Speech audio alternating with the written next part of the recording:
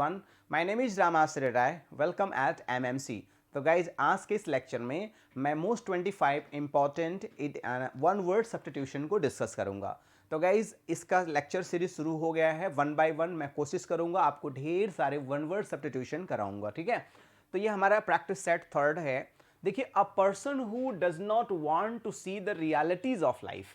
जैसे कुछ लोग होते हैं ना कि जीवन की सच्चाई से भागते हैं, उन्हें क्या कहते हैं, तो उसे हम लोग बोलते हैं एस्केपिस्ट। एस्केपिस्ट माने होता है पलायनवादी, है ना। पलायनवादी किसे कहते हैं कि a person who escapes into a world of fantasy. Escapist sentence in English पलायनवादी, है ना। रोमांटिक पोएट्स जितने भी थे जैसे पीबी शेली हुए और आपके जॉन किस्ट हुए, इन्हें एस्केपिस्ट पोएट कहा जाता है क्योंकि ये रियलिटी से भागते थे और कल्पनाओं में डूब जाया करते थे। इसे एस्केपिस्ट कहते हैं। देखिए, भागने वाले व्यक्ति को, सच्चाई से भागने वाले व्यक्ति को एस्केपिस्ट कहते हैं। अगला क्वेश्चन है, a person who is very selective, disgusted easily and is hard to please. तो कुछ लोग क्या होते हैं, हार्ड टू प्लीज होते हैं, उन्हें हम लोग बोलते हैं फास्टिडियस बोलते हैं। क्या बोलते हैं? फास्टिडियस बोलते हैं, हार्ड टू प्लीज कहते हैं। They are fastidious people, they are hard to please people, they do not become happy easily। देख सकते हैं, very attentive and concerned about accuracy and detail। तो very attentive to and concerned about accuracy and detail, जो व्यक्ति बहुत छोटी छोटी minor कमियां ढूंढता है उसे हम फास्टिडियस कहते हैं, ठीक है। अगला क्वेश्चन है, a person who can be cheated easily. वह व्यक्ति जो बहुत आसानी से धोखा खा सकता है, चीट हो सकता है, तो उसे हम लोग क्रेड्यूलस कहते हैं। असुविश्वासी कहते हैं, जो आसानी से विश्वास कर लेता है उसे हम लोग क्रेड्यूलस कहते हैं। अब देखिए, डेफिनेशन भी है कि willing to believe or trust too readily especially without proper or adequate evidence. उसे ग्यूलिबल भी कहते हैं, भोला भाला। जैसे कुछ लोग होते हैं बहुत जल्दी किसी पे विश्वास कर लेते हैं बिना सही ढंग से उसको एग्जामिन किए। ऐसे लोग बाई हार्ट बहुत अच्छे होते हैं, धोखा जरूर कई बार खाते हैं, लेकिन अपनी अच्छाई के कारण बहुतों की हेल्प और मदद करते हैं। कई बार जब हम किसी को बहुत ज़्यादा एग्जामिन करने लगते हैं ना, जहाँ पे हम दिमाग ज़्यादा लगाने लगते हैं वहाँ पे दिल लोग नहीं लगा पाते हैं।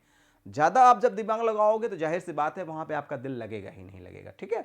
तो ऐसे लोग बहुत अच्छे होते हैं बाय नेचर, जहाँ तक मेरा असेसमेंट है। देखिए क्या है, इनको लग रहा है यहाँ कुछ बड़ा अच्छा है, पकड़ने के चक्कर में नीचे खाई में आ गए, तो ये इजीली विश्वास करने वाले लोग होते हैं। कुछ लोगों को नेचर होता है ना, कोई प्यार से बोल भर दे वो सब कुछ लुटाने को तैयार रहते हैं, ठीक है। और कोई ऐसा, कुछ ऐसे भी लोग होते हैं उन सब कुछ कोई दे दे उसके बाद भी वो एग्जामिन करते हैं कहीं कुछ गड़बड़ तो नहीं है, कहीं से कोई स्वार्थ तो नहीं है। अ प्लांट और एनिमल लिविंग ऑन अनदर, कोई कुछ जानते हैं जिसे हम लोग परजीवी कहते हैं। पैरासाइट एग्जैक्टली आंसर होगा इसका कि परजीवी। जैसे होता नहीं किसी पे पैरासाइट मत रहे, जैसे कुछ पौधे होते हैं वो दूसरे पौधे पर अपना पोषण प्राप्त करते हैं। जैसे कुछ पेड़ के ऊपर कोई पेड़ अगर उग जाता है तो उस पेड़ के ऊपर उगने की वजह से वो पेड़ से ही अपना सब कुछ लेता है, उसे हम लोग पैरासाइट कहते हैं। देखिए आप देख सकते हैं इसमें एक पेड़ में लपेट करके दूसरा एक प्लांट है, मतलब पैरासाइट है, उस पर निर्भर है। तो देख सकते हैं डेफिनेशन है, an animal or plant that lives in और on host another animal or plant, it is obtains nourishment from the host without benefiting or killing the host।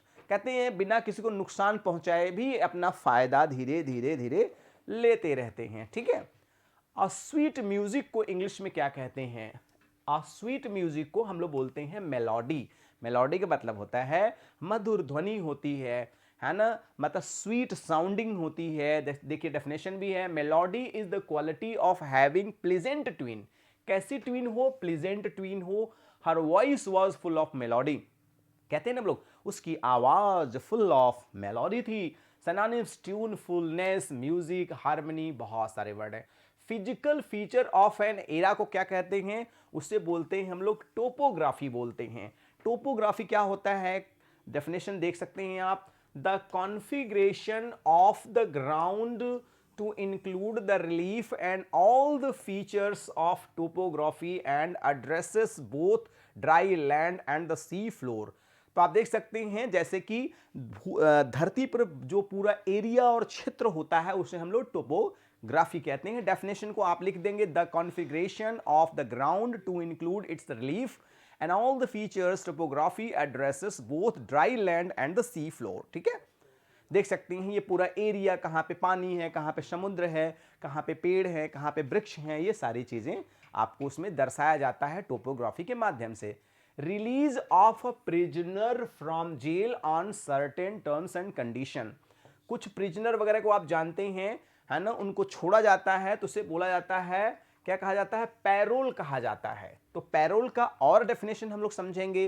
Payroll का मतलब होता है कि किसी भी मुजरिम को छोड़ दिया जाता है on certain terms and condition. ये पूरा डेफिनेशन है। When prisoners are given parole or when they are paroled, इसका मतलब ये वर्ब भी है, they are released before their sentence is due to end on condition that they behave well. कारावास, कारावास मतलब उनको इस शर्तों के साथ छोड़ा जाता है कि अब आप समाज में जितने दिन का समय दिया जा रहा है आप कायदे से रहेंगे, आपके खिलाफ कोई कंप्लेन नहीं आना चाहिए, और अगर आया तो फिर आप बन जाएं।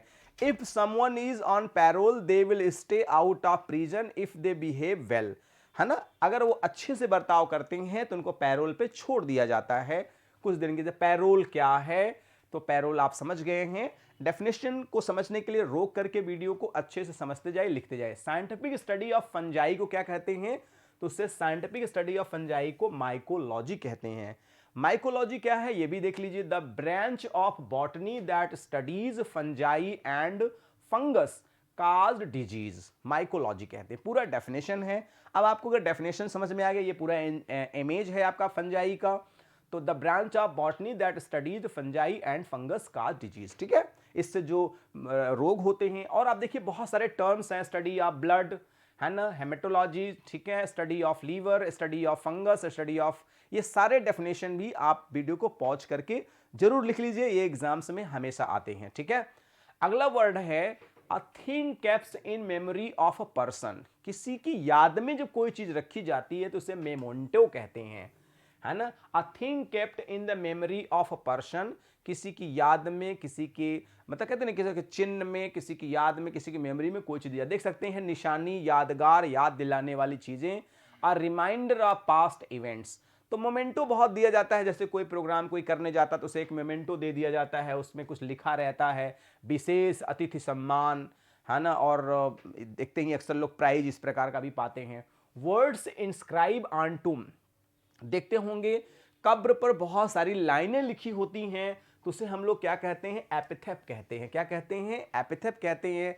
जैसे William an epitaph is a short piece of writing about someone who is dead often carved on the their grave.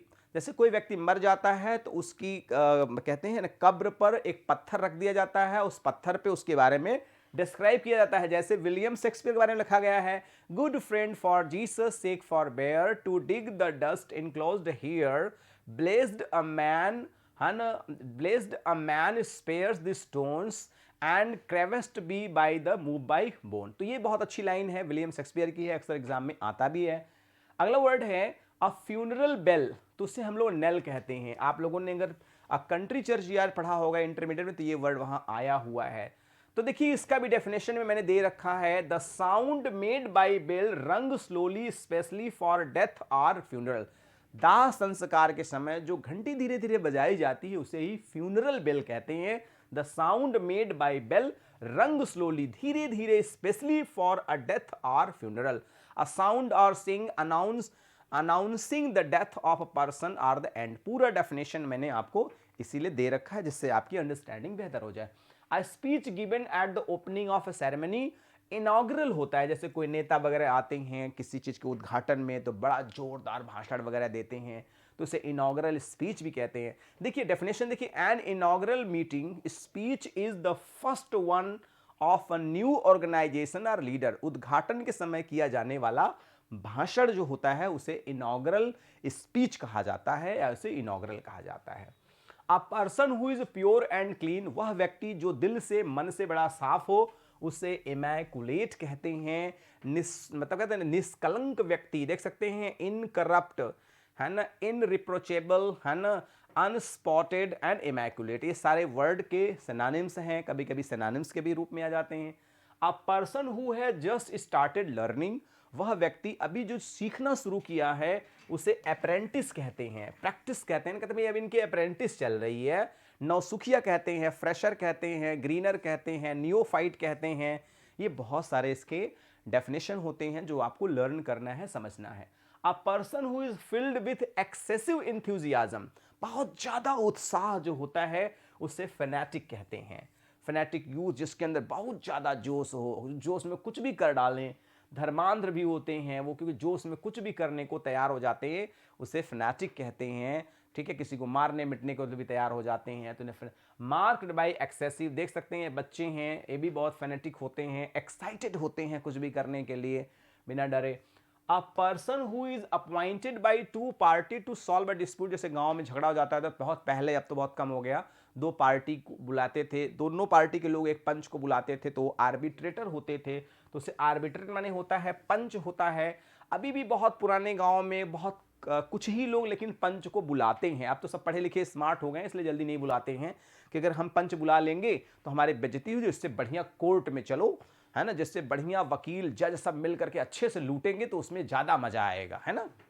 देखिए ये पंच हैं, अपने अपनी बातों को लोग रखते हैं और उस बात को लोग सॉल्व करके उसको सोल्यूशन भी देते हैं और न्याय भी देते हैं। A person who wishes to throw out all the establishment, जो कुछ भी है सबको थ्रो करने का जो इच्छा रखता है उसे एनार्किस्ट कहते हैं। तो what is the meaning of anarchist, देख सकते हैं, an anarchist is someone who believes that law and power of government should be replaced by people. कुछ लोग कहते हैं एनार्किस्ट माने होते हैं कि ये सब जनता की राज्य होनी चाहिए, जो जनता चाहे वो करे, गवर्नमेंट कुछ करे वरे ना करे, ठीक है। तो अराजकतावादी व्यक्ति को ही कहा जाता है एनार्किस्ट कहा जाता है। A person claiming to be superior in culture and intellect, कुछ लोग होते हैं ना ये शो करते हैं हमसे बड़ा कोई नहीं है, हमसे ज्यादा बुद्धिमान कोई नहीं है, इंटेलिजेंट नहीं कोई है, उसे हाई ब्रो कहते हैं, घमंडी भी बोलते हैं हाई ब्रो को। देखिए proud, highbrow, haughty, cavalier, है ना, लॉर्डली, सुपरसिलस, तो ऐसे घमंडी लोग होते हैं जो हाई ब्रो, भाव चढ़ाए रहते हैं हर जगह, उसे हाई ब्रो इसी कहते हैं।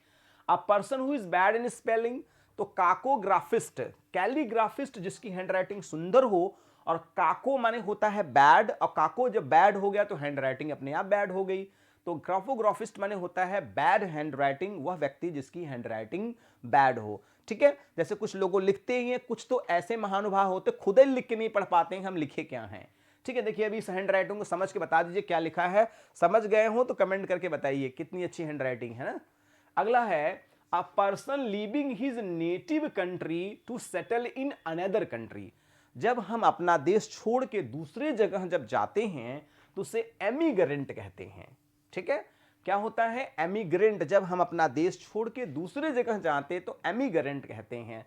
देश त्यागी, परदेशी, प्रवासी, someone who leaves one country to settle in another country, जब आप यहां से दूसरे देश में जाएंगे तो यहां आप एमिग्रेंट हुए, और जब वहां आप पहुंच जाएंगे तब वहां आई लग जाएगा इमिग्रेंट। देखिए you immigrate from your home country while you immigrate to another country, जब उस देश में आप चले जाते हैं तब ये इमिग्रेट हो जाए। अगला क्वेश्चन ही है ये, a person coming to foreign land to settle there, वह व्यक्ति जो वहां जाके सेटल होता है तो वहां पे ये हो जाता है इमिग्रेंट हो जाता है, ठीक है। I think concept is clear. Next देख सकते हैं, an immigrant is a person who has come to live in country from another country, उसे अप्रवासी बोलते हैं। A person living in the same time at another, तो उसे कंटेम्पोररी कहते हैं। जैसे बेन जॉनसन, विलियम शेक्सपियर के क्या होते हैं, कंटेम्पोररी होते हैं, ठीक है। कंटेम्पोररी माने होता है समकालीन, जैसे डोनाल्ड ट्रंप जी हैं और थे, और हमारे यहाँ पीएम साहब थे, तो दोनों क्या थे, कंटेम्पोररी थे। अ person who speaks for another, जो दूसरे के लिए बोलता है, जैसे आप जानते हैं बहुत सारे स्पोक्समैन आते हैं, अमेरिका का स्पोक्समैन आएंगे तो अमेरिका के रिप्रेजेंटेटिव होंगे, स्पोकमैन होंगे, जो वो कहेंगे माना जाएगा अमेरिका ने कहा है, ठीक है।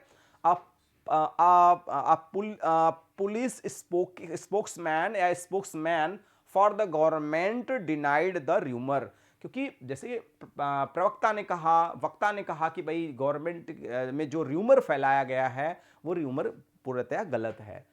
Next question, a person working in the same place with another, उसे कलीज कहते हैं। कहते हैं ये मेरे कॉलीज हैं, मेरे साथ काम करते हैं, मेरे मित्र जैसे हैं, तो ये हमारे कॉलीज हैं क्योंकि हमारे साथ काम करते हैं। आज का जो लास्ट क्वेश्चन है, a person having the same name as another, जैसे कुछ लोग, मेरा नाम राम, उनका भी नाम राम, कई लोगों जब हम तो उसे नेम सेक कहते हैं, है ना। नाम जैसे नेम माने नाम, सेक माने हिल जाना, एक दोनों का नाम मिलके हिल गया, हो गया नेम सेक यार, तो उसे नेम सेक कहते हैं। देखिए, a person with the same name as another, एकदम डेफिनेशन क्लियर है, उसे हम नाम कहते हैं। कई लोग नौराशी भी हिंदी में कहते हैं, बहुत सारे वर्ड कहते हैं। तो गाइज, आज के इस वीडियोस में मैंने most 25 important one word substitution को डिस्कस किया। वास्तव में कुछ अच्छा लगा और आपने एंजॉय किया तो लाइक करिएगा, वीडियो नहीं अच्छा लगता तो डिसलाइक करके हमें बताइएगा क्यों नहीं अच्छा लगा।